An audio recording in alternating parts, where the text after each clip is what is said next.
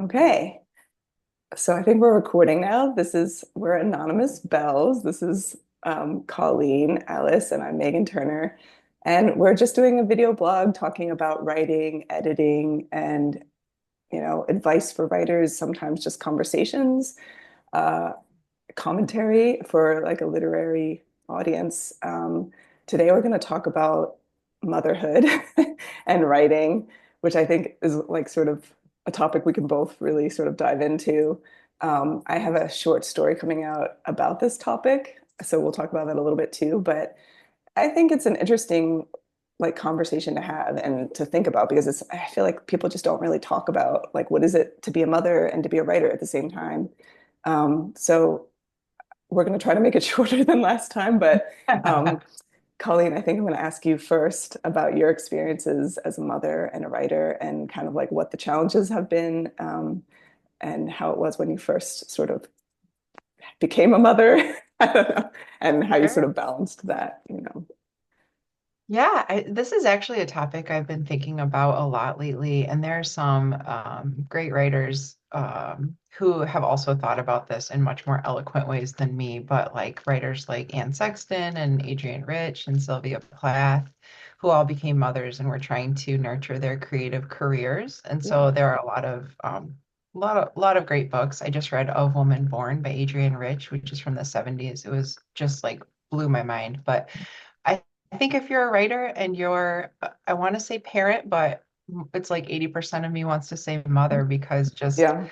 mother, for biological reasons we won't get into in the podcast, the mother is the parent that is burdened, and I mean that in a nice way with a lot of things. So, no matter how helpful your partner is, and I have a Hmm. very helpful partner, yeah, it's hard, Yeah. and I think it is really hard. So, too long don't read. It's hard to be a parent or a mother and a writer. But on the other side of that coin, I will also say something interesting for me was I started writing more when my Yeah. daughter was born, which was this total surprise and paradox. Hmm. And I think there was something about the compression of time, and suddenly time was a finite, precious Hmm. resource. So maybe I only had 90 minutes. Yeah. I would write like as much as I could. I just started to make the most out of my time after I became a parent. Hmm. And that's a contrast to like, I don't know, when I was in my 20s, what did I do all day on a Right. Saturday? Time was just frittered and it's Yeah. there's a Yeah. principle of that, like because it's precious, you maximize it. So what Yeah, was I it kind know. of the same I for you? remember like writing during nap time and being like, okay, I've got 90 minutes, or like maybe it's less than that because whenever they wake up. Like, Yep. yeah, cool. Yeah. So is there anything, I mean, I guess you already talked about this, but like that was surprising to you that you didn't expect, or maybe even just like advice that you have for moms who are writers or artists? I don't know. Sorry, I cut you off a little, but go ahead. Yeah, no, I think I was surprised by that Mhm. paradox. And I also, this is gonna sound dumb, but I just became more emotional. I've always Yeah, been a sensitive person, but right. something happened to me. Maybe it was hormonal.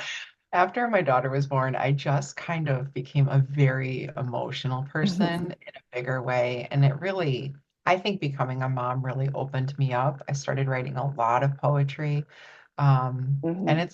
it's that touchy feel like I just loved, and I loved in a new way. I learned how to love in a new way. Right. So that's so dumb to say, but that's the gift, I think, and that's Right. the good thing. So, but yeah, advice wise, I always tell writers, I think some writers are looking for like, okay, what's the answer? Do I need to Mhm. wake up at 5 a.m.? Yeah. Do I need to block 4 hours every Saturday? And people always want to know, how do you do it? And I'm same. I always want to know how other writers do it. But I think it's like it doesn't matter just what Mhm. works for you, and just keep piloting different ideas. So I've had phases of life where I do wake up and make an hour before the day starts. Mhm. And then I'm not doing that right now. Or I do, but You're more pilot of new a morning ideas. person than I could never do. I, I am a morning person. But I don't know, try for a month. Try blocking off 4 hours every Sunday for a month. See if you like that. See if that serves you. It might not. Mhm. But I think just keep piloting ideas. Yeah. I went through a phase where I was just writing on my phone, waiting to pick up my daughter, and I did Wow. that for a few months, and I got a lot done. And Yeah. I'm not doing that now, but it was a good idea, and just Mhm. keep piloting things. You have to be like sort of flexible about it, I think. I mean, I think I was like really rigid about, the times that I would write and like my schedule and stuff like that before I had kids. And then after, it was like, I have to be a little bit more like, I still try to have like a set amount of time or when I write or whatever, but sometimes things come up and you have to kind of go with it. Mhm. So, yeah. Well, I feel like my thoughts are sort of similar to yours. So, I feel like I don't know if you want to ask me the same questions, but like Well, yeah. What's your advice? So, what advice do you have for? yeah, I will say like I feel like before I had kids, I was really nervous about not having the time to write, and I even remember like talking to one of my friends about it, who had already had kids, and I was like, when am I going to write? Like when will I have the time? And she was kind of like, well, you're gonna, if it's important to you, you'll make the time and you'll figure it out. Mm, And I think that was good advice. And but I also remember saying to her, like, oh, I'm gonna drop my daughter off like an hour early for daycare or pick her up an hour late so I can write. And she was like, okay. And I was like, of course that never happened because I was like, I don't yeah. want to drop my daughter off at daycare early. Yeah.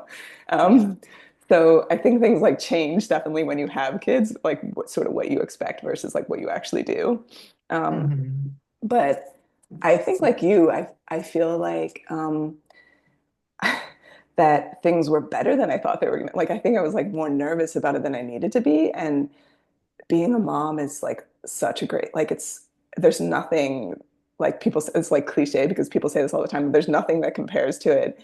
And it's such an awesome, like amazing experience that like writing is still important to me, but my kids are definitely like above that. And I actually think it's opened up, like you said, like what I can write about and like added depth to my writing. I don't think I was like a shallow writer before, but I think there were things that I didn't really know about, and that like being a mom made me talk about those things more and like have add things that like I think anytime that I had a mother in a story before I had kids, it wasn't quite right. Like, and I Mhm. remember being in a workshop and people being like, I don't know if like I remember having a line about a kid that was like, 2 or something. And I was like, well, he wasn't really a formed kid yet, or wasn't really a human being, like fully formed. And the parents in my class were like, what? Let's And I'm fact like, check. yeah, now I see that. Now that was totally wrong. And um, Oh, it's funny. I think like now a lot of my characters are moms and they like it adds a lot to the sort of writing and the experience. Mm, So yeah, I think there's too much sort of talk about how difficult it is to be a mom and how difficult it is to balance all these things. But I think it's like to me it's worth it. And there's like a lot that you gain as a writer and as a human being to be a parent. So um, yeah, that's what I would kind of say. I don't know if that's advice, but yeah. I think everything else does. If it's important to you, you'll figure it out, and it's kind of. I think that's really the advice. But yeah, um, Yeah. Well, I want to hear how, and your comment about deepening your emotional life and thus deepening the writing. I want yeah, to hear a little bit if you will share about how that plays into the story that's coming out in June right, for you. It's called The Other. I got to read yeah, it. It's been a minute, but I read it. yeah. So can you talk about Yeah, it's that? coming What out it's in yeah, it's coming out in June in Cottonwood, and it did have a different title when you read it, so now it's called The Other, and it's about a young woman who's just had a baby and who's kind of just sort of falling apart emotionally, and she starts kind of seeing this like other. I don't want to give too much away, but like this sort of other part of herself that sort of is able to operate when she can't, and yeah, I think I did write that. I mean, a lot of it comes from my own experiences, but some of it's obviously it's fictional and it's made up. But I think I just was like, I didn't realize how little support there is for moms. And I think there's so much support when you're pregnant and you're like, um, going to your appointments and you're getting like the ultrasound and all that stuff is going on. And then all of a sudden you have a baby and everyone's like, bye, see you later, yeah. And I felt like I was just completely alone. And I felt Yeah. like, even with my husband and with my family, it just felt like all of a sudden I was at home with this kid and I didn't know what to do. And and I Mhm. think I felt like I was a lot more emotional and more up and down. And I had some of the same trials that the mom in the story has with like feeding and things. Um, Mhm. so for me, I wrote this story as almost like a way to like, you know, express how I was feeling in that moment. And I actually felt so much better after I wrote it. Like I felt like this like sort of release, and it was like really helpful to me um, to go through that experience. And so I think that was sort of my part of my goal of writing it was to like, well, maybe other moms would. I mean, the 1 to 2 people that read it, um, but they would be able to like connect with that. So yeah, and I think I definitely like something that I do in my writing is like kind of like expanded it a little and made it a little more extreme than I think my experience was. But I think some of the sort of core elements of that were coming from my own experience. And yeah, I was thinking of like yellow wallpaper, is that what it's called? With the Mhm. Yeah. and how I didn't know with that story that it was actually a mom that was like the main character. I thought it was just this woman sort of falling apart. And I was like, oh yeah, that makes way more sense.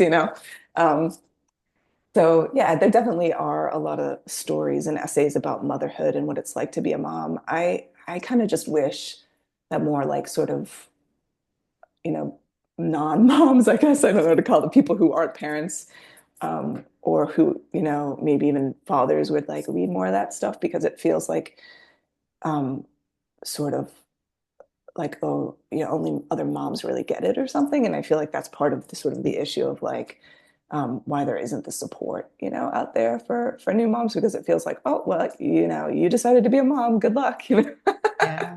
um, and there were definitely really supportive people, but there were also people out there who said nasty things. Like, Mm. I think one of the lines in the story was from a nurse who said something like, "We're starving your child," and that was something someone actually said to me. So um, I think I think that there was that sort of like, I don't know if it's nastiness, but kind of like this judgment or kind of, you're not doing the right thing. And I don't think that's like helpful, especially for like a first time mom. Um, I mean, I had a friend who had given birth around the same time as me, who was in the UK, who I grew up with a little, and it was like she had almost the same experience as me, and so it was really interesting. And she was also like having feeding troubles with her daughter, and Mm. she started sending me like pictures of formula and stuff, and I was like, oh, and like that was really helpful to me because we were going through the same thing, and it felt like Yeah. she's in a different country in a different place, but she still had that same experience. Um, but there were, yeah, like I don't know if you had that experience, but there were people who kind of were not helpful and sort of like, well, I suffered through this, so you should too, or you should know what to do, or like, kind of things like that. And it was like, well, um, Yeah. yeah, and I think that's an experience that people have, not just as new moms, but in other situations where it's like there's not that support network, and you feel like, even if you haven't gone through that experience, that you could be more sort of supportive or helpful to that person. So anyway, that was long. Yeah, no, I resonate with everything you're saying. And I think, I don't know how to express this thought very well, but what really struck me about being a new mom and specifically was that suddenly your life is wholly subsumed by this new thing. Yeah, But I still had like, I was still me with right. my interests and my hobbies. And I still love to lay in bed on a Saturday and read for 3 hours. And I was trying to keep me, and it was like, Hmm. how do I keep me? And 24/7 I'm doing, and it's temporary, it eases as they get Hmm. older, but Hmm. no one prepared me quite for that of Yeah, just like, I was still going to be me and still want to do all my Colleen things, like yeah, waste time and yeah, take a 1 hour bath and take a long walk and dink around Target and buy nothing. But how do you still be you? And you're handling this new thing. And so yeah. I had to fit writing into that too, because I was still, Hmm. still that person too.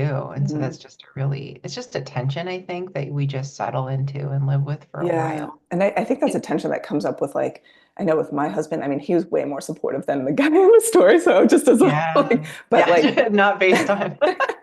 um, but I think there's a tension because I remember for my husband like, that it was a shock for him too. And I remember when my daughter was born that the Olympics was going on and my parents were there and he was there and they were like, let's all watch the Olympics. And I was like, what are you doing? Like, Yeah. what?